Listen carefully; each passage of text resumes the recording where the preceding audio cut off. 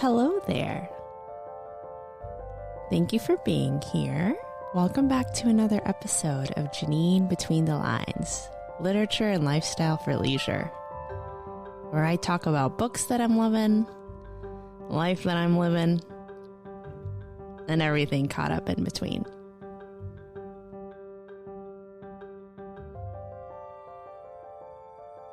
Guys, I did that. I recorded that. Welcome back, everyone. I am in the process of a revamp. I've missed you all. Let me know how you like the new kind of inquisitive intro music. I think it fits a little better. The other one was a little bit too flouncy. Let me know what you think. I am very excited. Kind of feel a little bit awkward talking to a mic again, all on my own. I don't have my partner in crime with me, Corinne, but I figured enough is enough. Enough time has passed.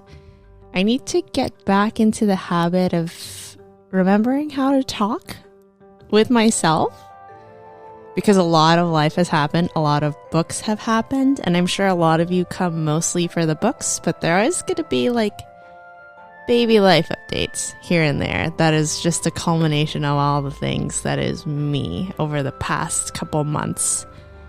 So I figured what I could do is talk about some favorites. I was thinking of like good, better, best with like standalone series, shows and things that I've been into, and then just a few life updates in between. So thank you again for being here. I love you all. And I really hope you enjoyed this episode. Make sure you follow Janine Between the Lines. How did I forget my handle? It's my literal handle. And also follow Lone Pine Book Club on Instagram and on Fable as well. So if you're excited to hear about some favorites and books and all the things and where I've been and all that stuff, please just stay tuned. We're so happy to have you.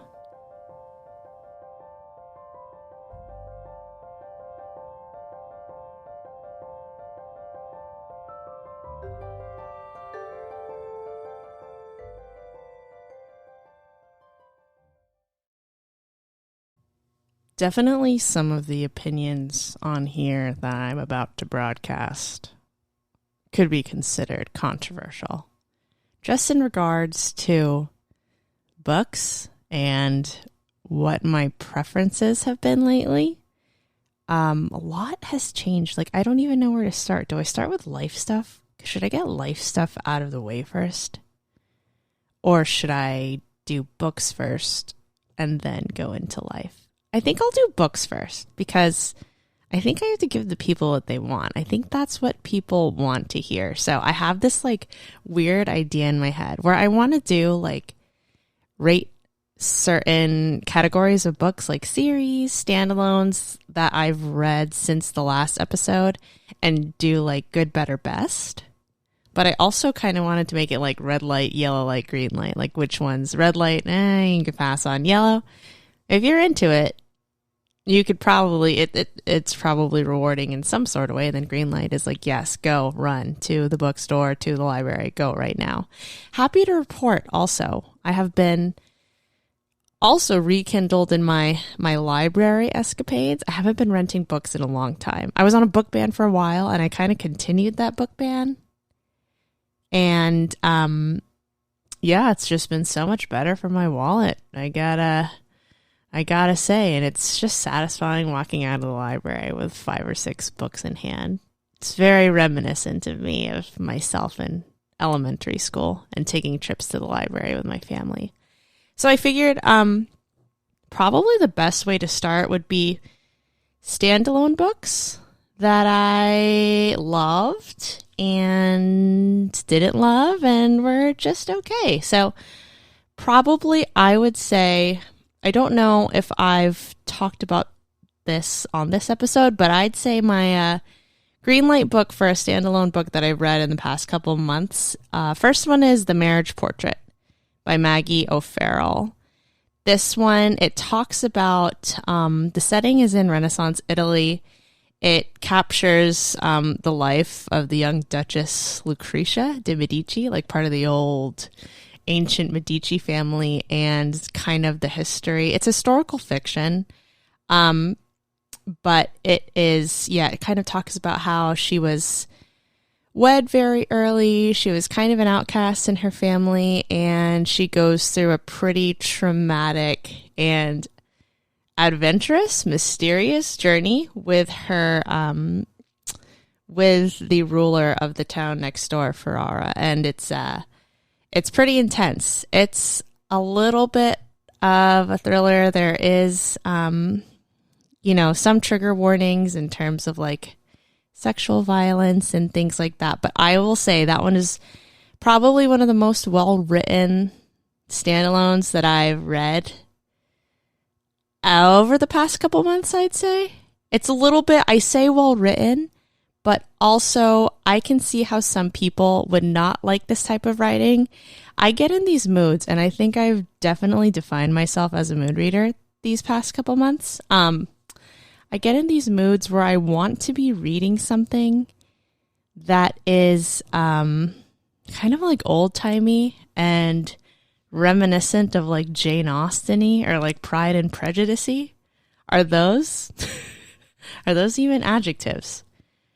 Let me know. I don't believe that they are, but you get what I'm saying. Kind of like classic, a little bit hard to interpret, but that you really kind of have to use your brain. And it unlocked, like, I used to be a very avid, like, AP European history buff. So it kind of triggered that in me too. And the fact that my partner is Italian too. So reading all of that is kind of interesting to me. So that one's definitely a green light.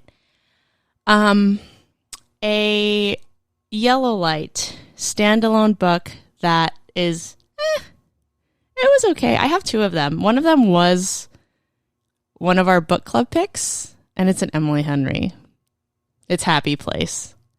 God, the hype surrounding this book, guys. And I will say, from the first book that I read from Emily Henry, I wouldn't have called myself a stan, but I was going to say, I would have read more of her books. She does spice really well. And I love a good rom-com. But going from Beach Read to Happy Place I felt like a deflated balloon. I wish I loved it more.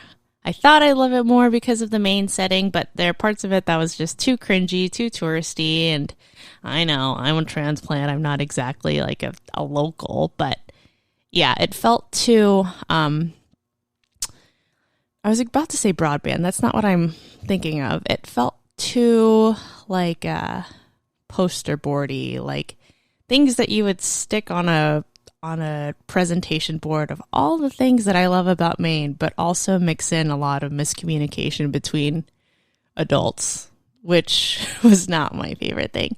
Even the romantic dynamic, it wasn't my favorite. I think a lot of people who aren't from Maine and or don't live in Maine, and this is one of their first kind of rom-com-y books they've read of Emily Henry, would have a better opinion of it. But I didn't love it. It wasn't my favorite.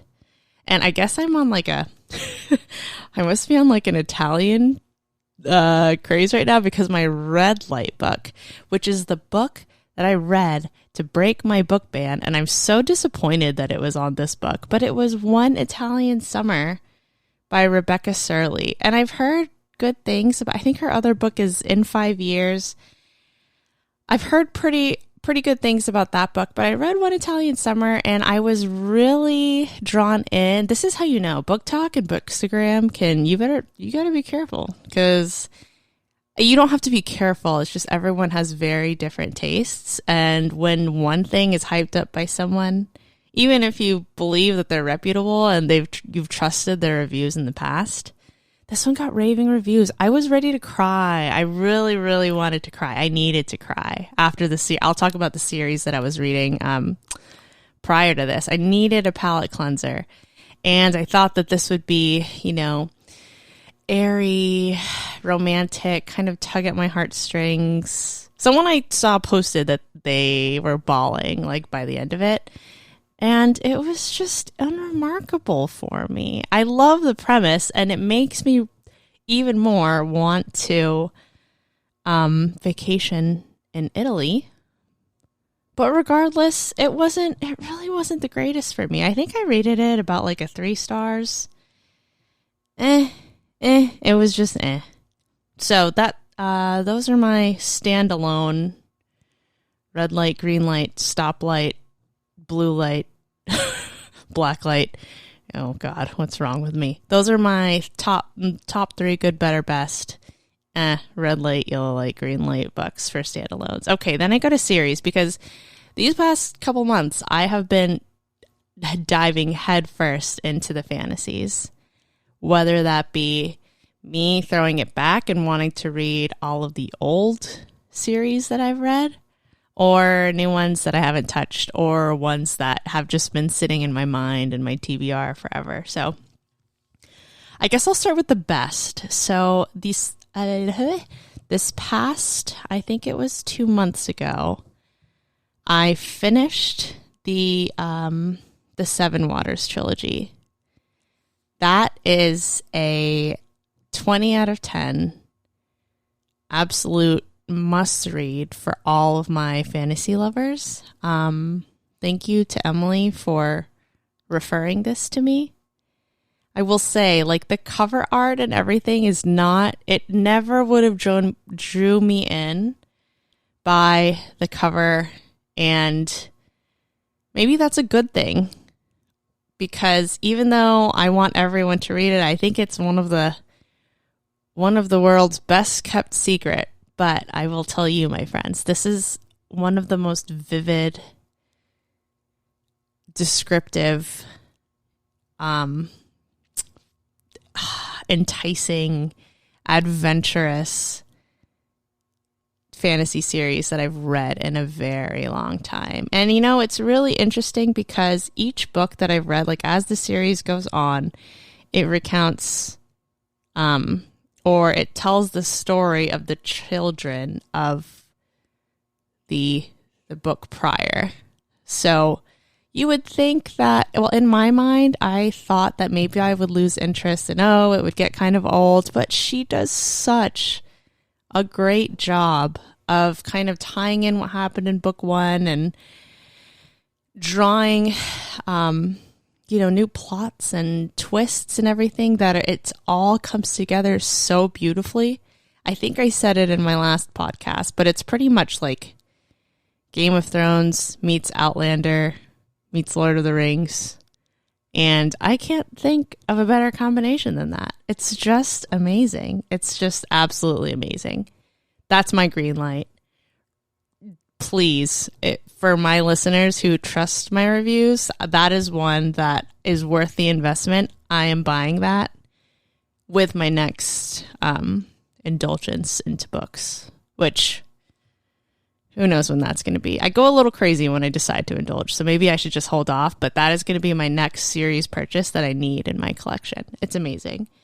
Yellow light. So my good-ish, the next few series that I'm going to mention, I haven't finished all of them just because while reading for book club, a new book every month, and then having something open kind of on the fly of whatever's on my TBR that I'm in the mood to read, I'm in the middle of 3 different series right now.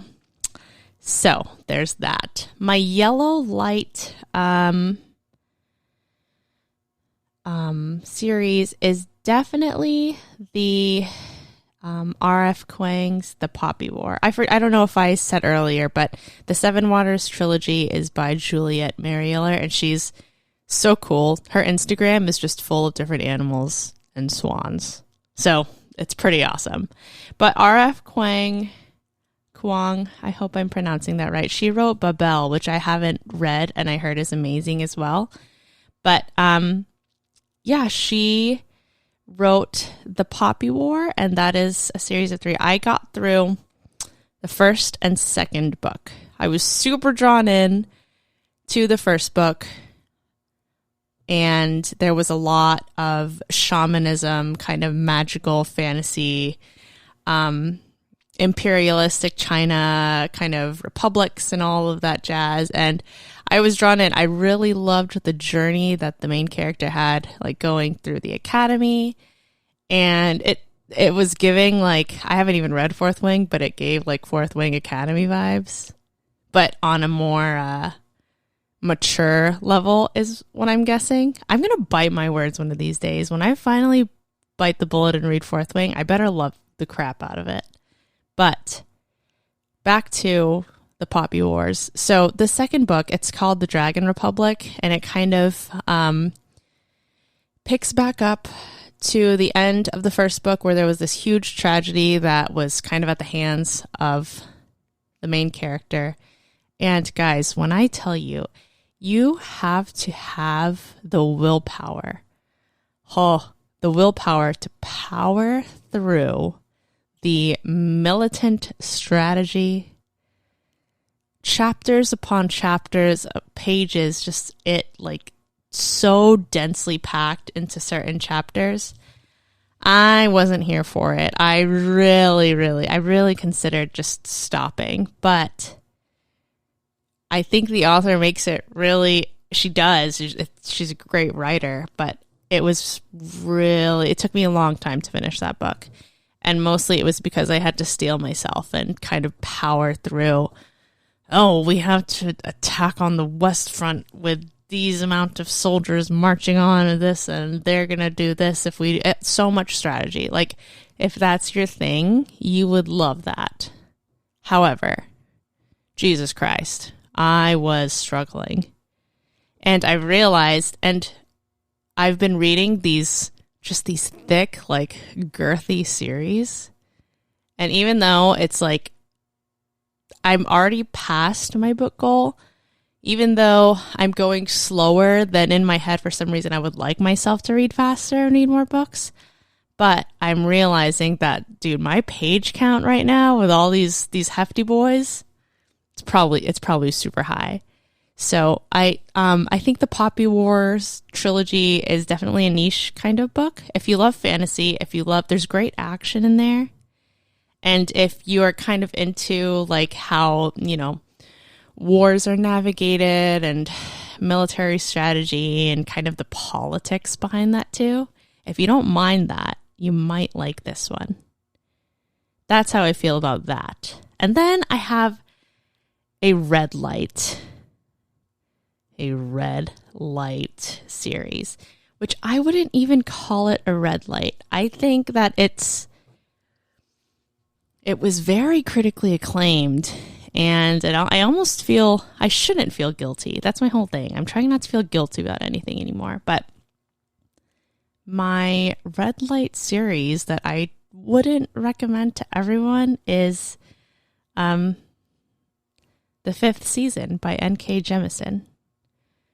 I didn't love it. So I read the first book, and I buddy read it with a couple girlfriends of mine, and it was pretty darn good. The world, I always say that one is like post-apocalyptic Avatar with the elements that are at play and the populations that are kind of being like wiped off the earth. Like, it's a very, very intriguing premise.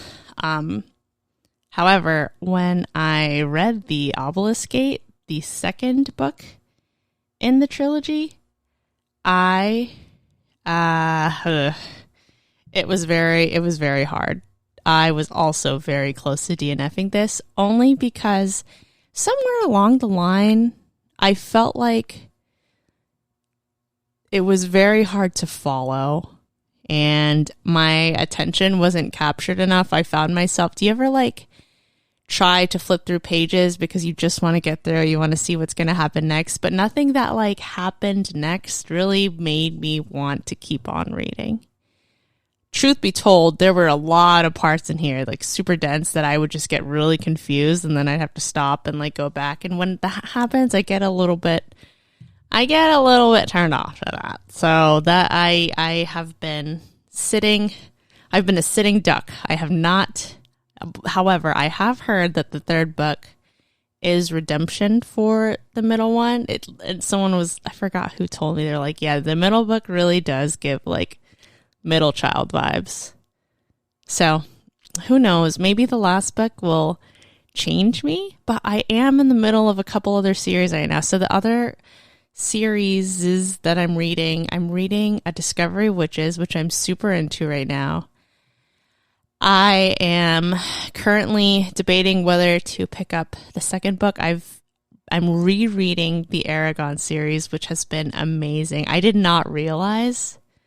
I'm really glad I'm rereading this one because there's so much that I don't remember. I think I must have been in elementary school or middle school when that came out, and it's so refreshing reading it again because I don't think that I processed all of like the loss and violence and everything and real dragons like this. It's pretty awesome. So I'm pending on when I'm going to start Eldest. And then I'm also about to embark on a new journey, which is Priory of the Orange Tree, that's a hefty mama right there. And I've heard amazing things about the world building in there. And I cannot wait to start that one. Part of me is debating on whether I should start Crescent City. Can I talk? Crescent City? Oh, God. Crescent City. Just because I know that Sarah J. Maas's final book in that series is coming out, I actually don't know if I'm ready for that just yet. I'm not ready for that just yet. So that one I think eventually I will read, but I can let that one sit on the burner for now just because I have so many open right now. So I'm on book 2 of Eragon. I just finished book 2. I'll be on book 3 of A Discovery of Witches, and then I'm starting fresh with Priory. So those are my red, yellow, green for series that I have been into.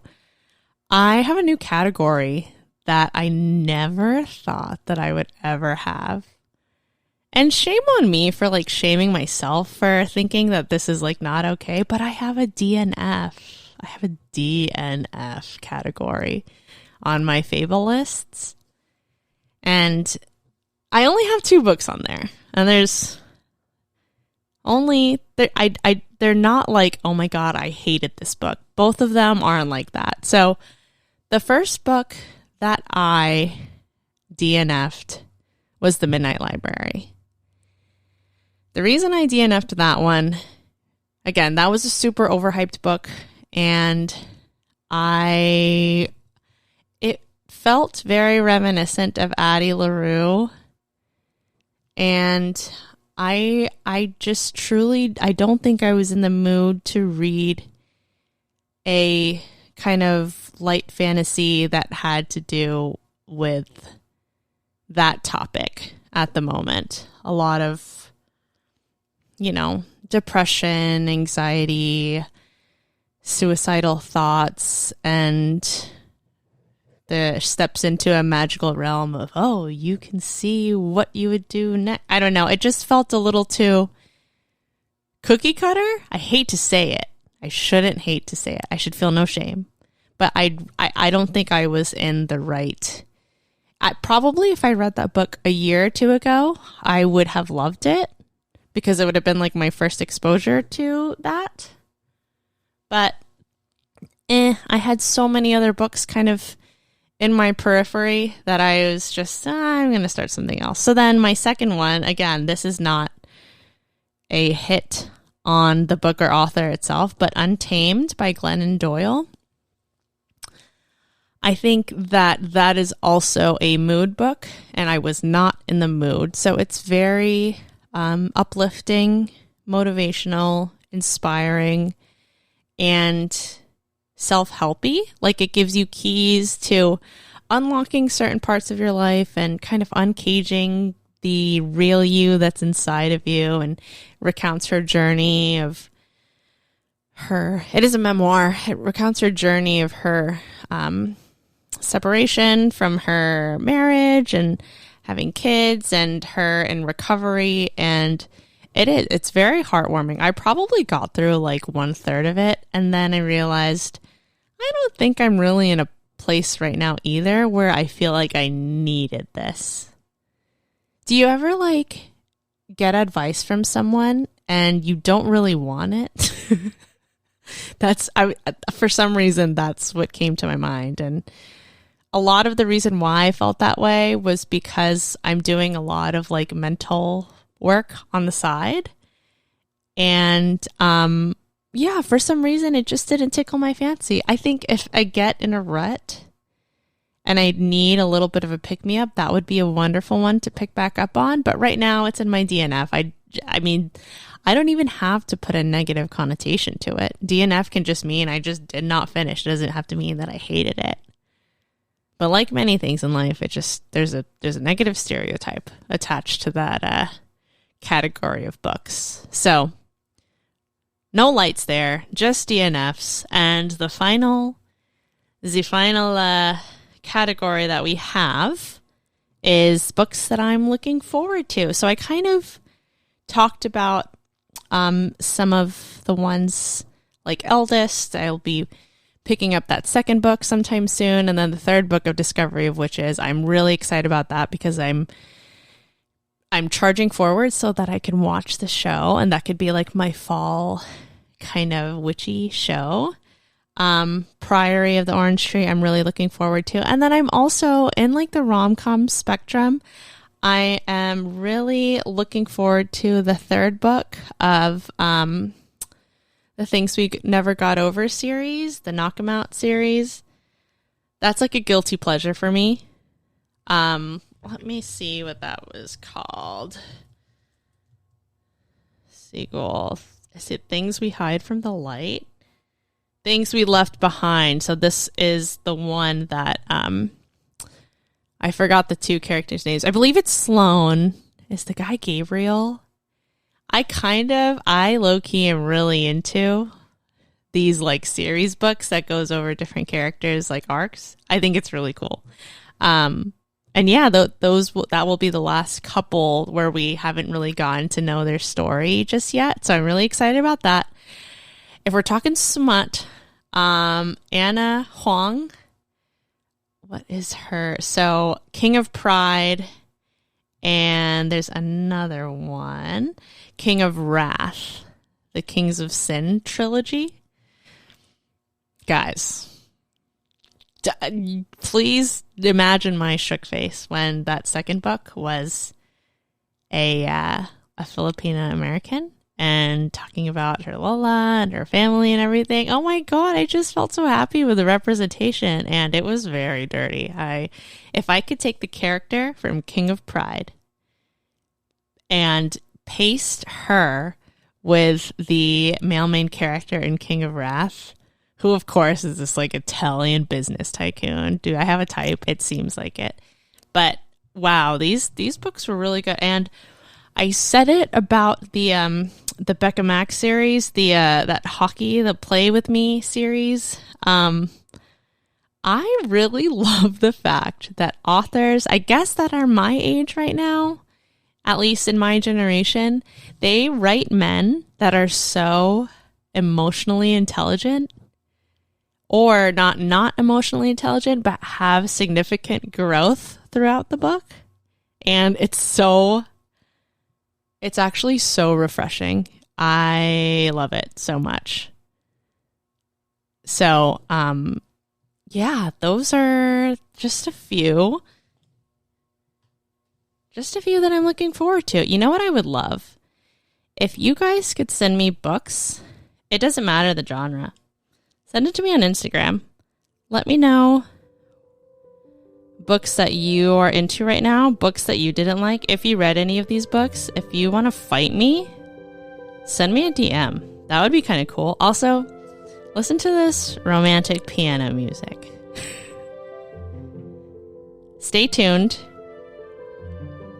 We're moving on. Going to talk about life a little bit, and we'll just see what transpires from there. Follow me in the meantime while you listen to this interlude. Okay, I'll see you in just a bit.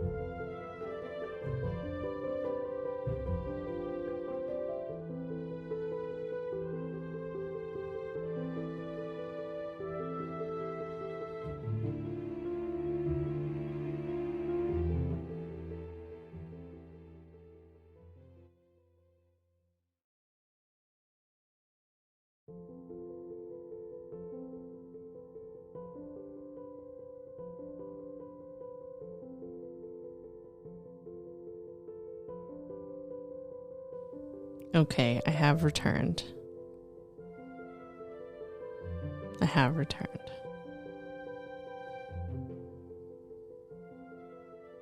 So I just need to catch you up on some life stuff. Just some logistical admin-y things that you guys need to know. It has been quite a long time since I posted an episode. Summer has kicked my butt, literally, in a great way. I would say the phase of life that I am currently in is probably my favorite. Up to this point, life's been pretty darn good. So small things. I got engaged.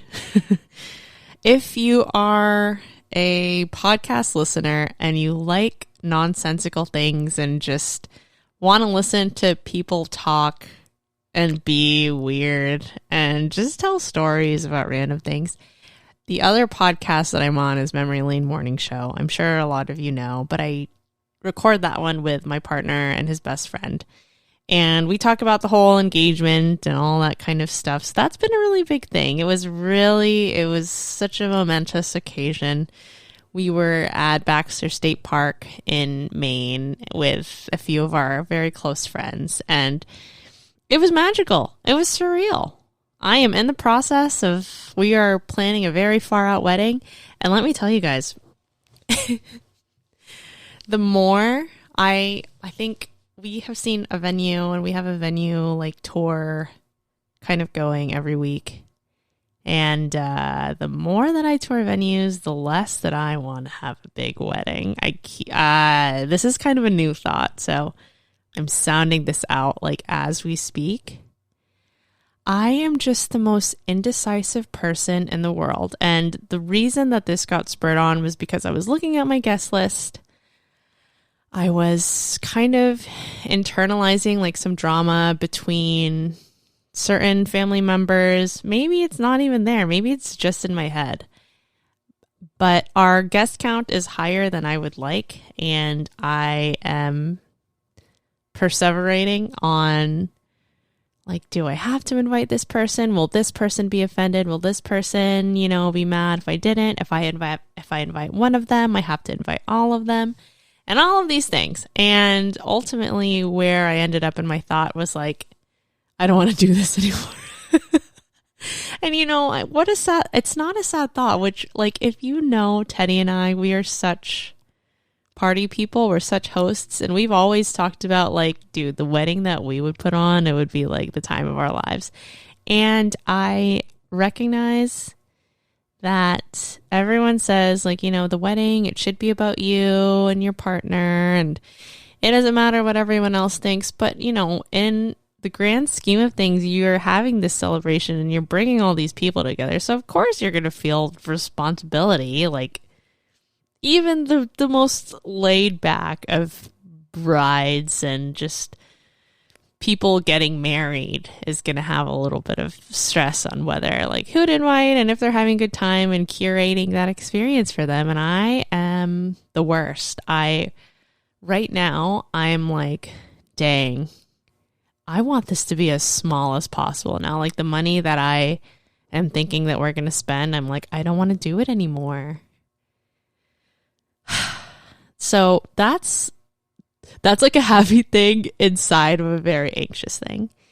But I'm very happily engaged. I love my Teddy. And even though I am spiraling, I'm remaining optimistic. We have a lot of places to see at a lot of different price points. So I need to get out of my head and just see the things and see what our possibilities are. And eventually, I know for a fact that we're going to choose what's best for us. So there's that. That is pretty cool. My family and his family have been waiting for this for a long time. So it's kind of fun. We're in a really fun phase in life. We have a new nephew that just came to the world too, baby Case Matthew.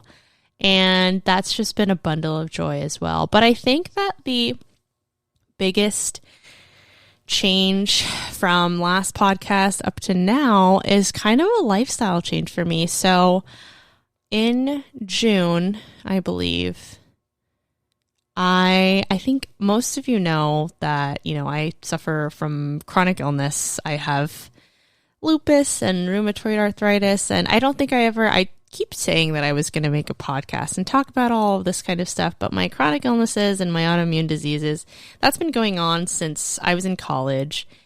And up until now, hand in hand with those things, if you've been a long-time listener too, I've really struggled throughout my entire life with my body image and self-confidence and self-esteem. Some people are surprised about that, but I think I just hide it really well. And I do have very I think I put on a good face. I'm really good at that, but I had been struggling for a really long time. So I am going to be a part of a wedding for one of our close friend couples here in Maine. And in June, I was taking my measurements to get a bridesmaid dress, and I was like, oh my God. I'm like 3 sizes up from where I was when I was in a wedding for my best friend in New Jersey. So that was kind of upsetting. And I decided to join. I don't remember how I stumbled upon this, but her name is Dr. Rachel Paul. She's the college nutritionist on Instagram. And I was just scrolling through Instagram, and she was making these nice meals and everything. And the thing that caught me was kind of her tagline is like, do you want to sustainably lose weight with mental health as your forward focus? And I was like, ooh, that sounds pretty nice. So I have been in the Best Body program for about June, July, August. It's been about 2 months and change. And guys, when I tell you, and it's so funny because I feel like I'm an ad. This is not sponsored by Best Body, but truly, this program has changed my life.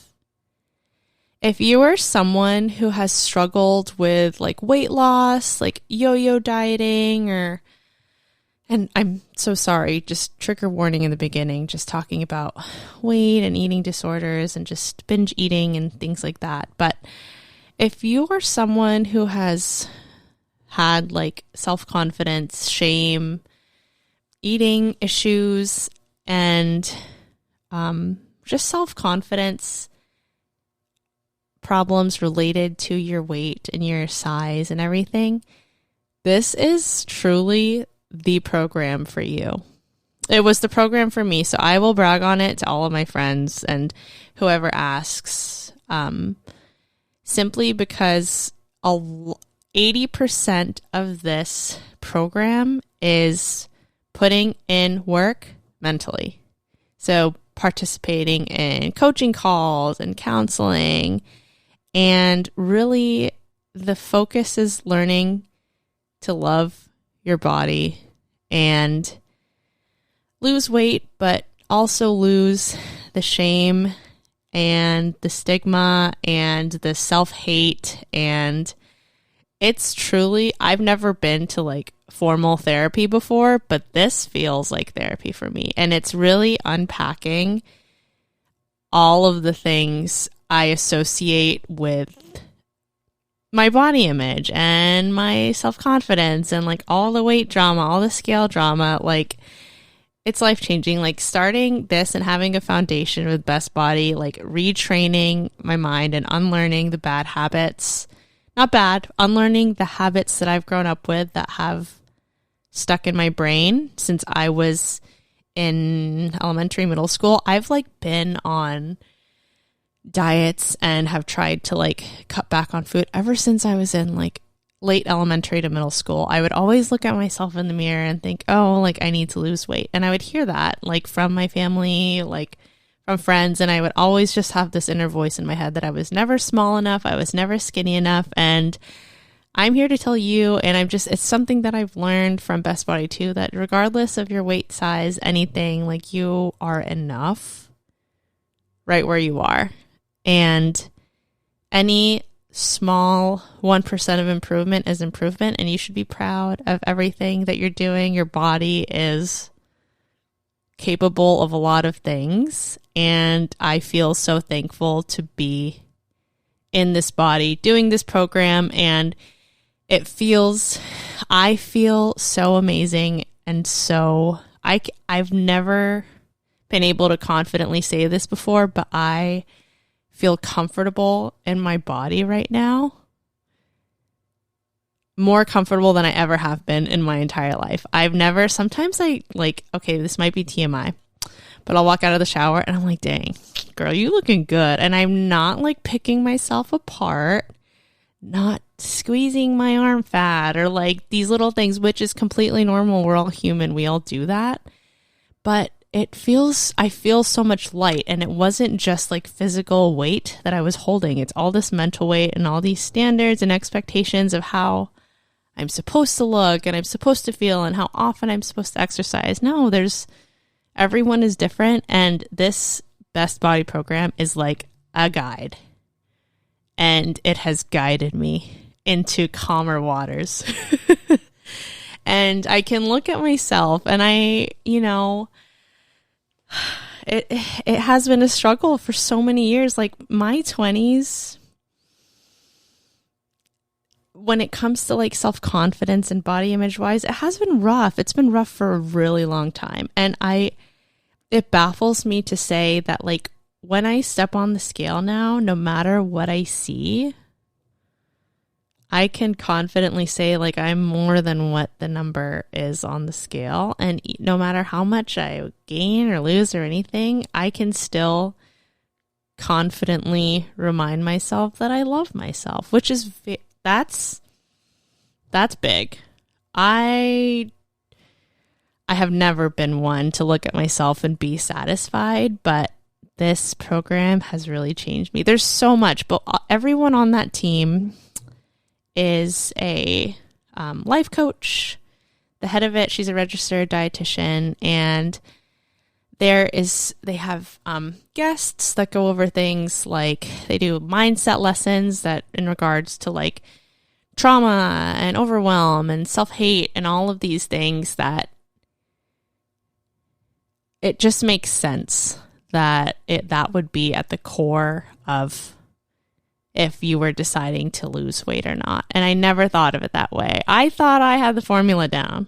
I thought if I worked out, if I cut back, if I worked out my hardest, like 3 or 4 times a week at, lifting weights and everything, and then maybe I could cut back on carbs. Oh, I just need to eliminate rice. Oh, I don't need to drink this anymore. Or, oh, maybe I should just add more protein, go carnivore, all of these things. And like, I had no idea that a lot of that was just stemming from a place of mental unrest and being unhappy with myself. And if I couldn't get to a stable level there, then I wouldn't be able to make the sustainable changes to get to where I am now. And I am just in such a content place, making progress, and following the program has changed so much in me. Like, I feel accomplished, and I am still on the journey. Like, I have goals, but I know for a fact that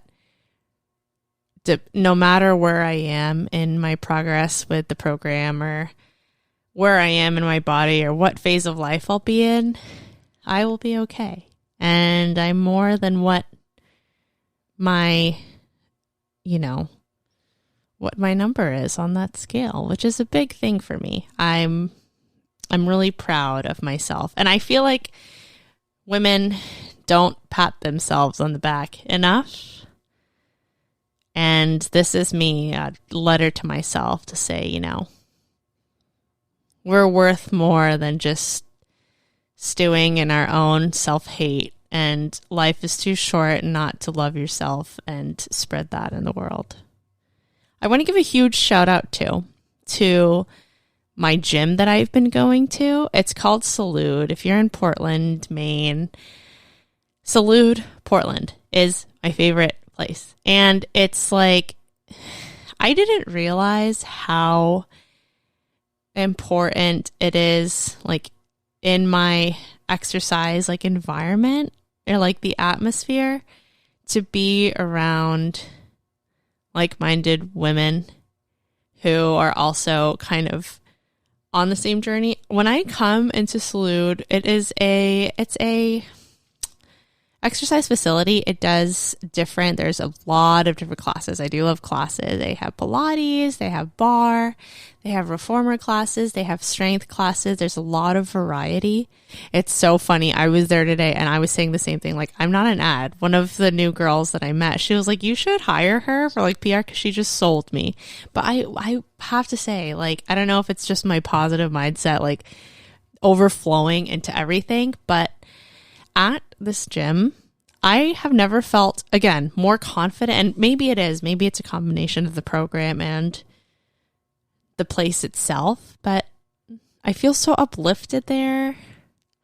I don't feel ashamed of my body. This is the first gym I could ever like feel confident enough in to just work out in like a sports bra and leggings. And I don't feel like I'm getting stared at. I don't feel self-conscious. Like, there are so many other women who are just like me trying to improve themselves.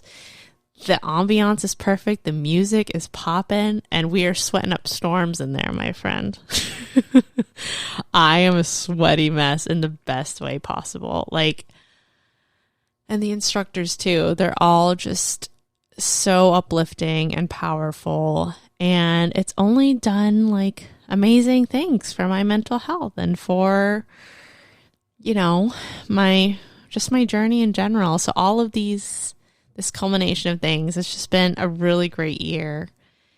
It's only going to get better. You know, it feels surreal that I'm in this place right now. And, you know, of course I have like day-to-day things that upset me, get under my skin and all that jazz. But if we're taking stock of life at the moment in its entirety, things are good right now, man. Friends are fire. Playing video games when we can at night. It feels so nice. Like, I didn't think that being an adult right now, catch me 2 weeks later on the podcast venting about something else, but still, you know, like I said, taking stock of my entire life right now, things are good right now. And I'm so happy to report that. And speaking of things are good right now, while I was out getting sore, hiking up to Chimney Pond and getting proposed to, can we all take a moment for the Lone Pine Book Club? Shout out to my co-moderators, Shelby and Corinne. Where did all these 217 members? Hold, please. Let me do a member check. 218. When I tell you, we had like 128 before we went camping. And then when I came back from camping, which was like beginning of August, we were like, oh, look, 132. We blinked like the next day, 156.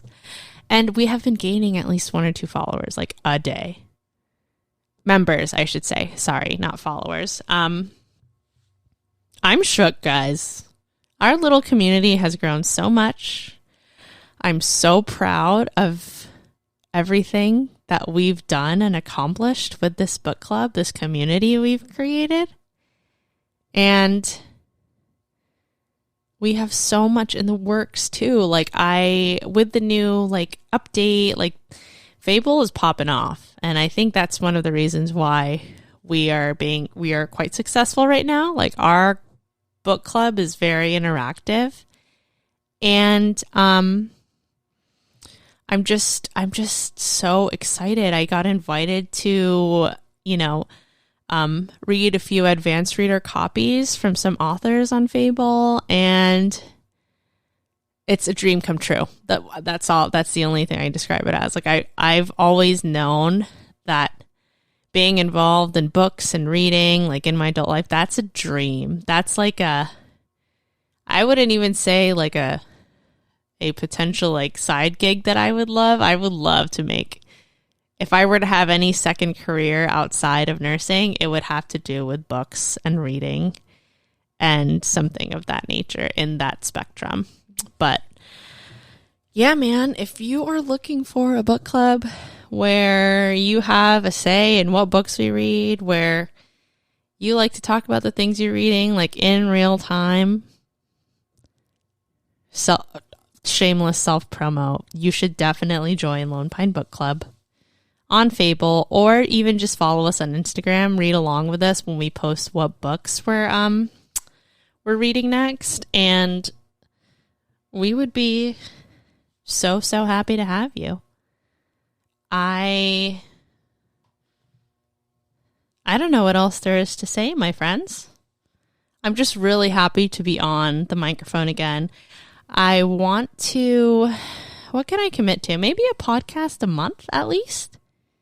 And hopefully I can bring on some more special guests. I'm sure Curran will be back. We'll do another reading roundup sometime later on.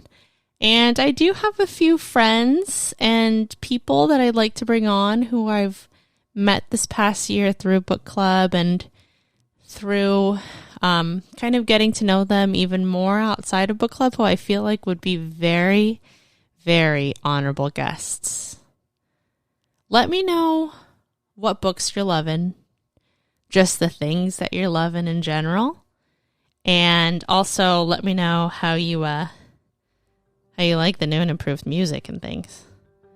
Is it very me? I think it's very me. It feels almost like being on a journey. Because we are, right? We're on a journey, this thing called life. Again, thank you so much for listening to this episode of Janine Between the Lines. Make sure you follow me on Instagram if you so please. Lots and lots more book stuff, ratings, reviews, all that kind of stuff if that's what you're into. But again, I love you all so much. And I'll see you in the next one.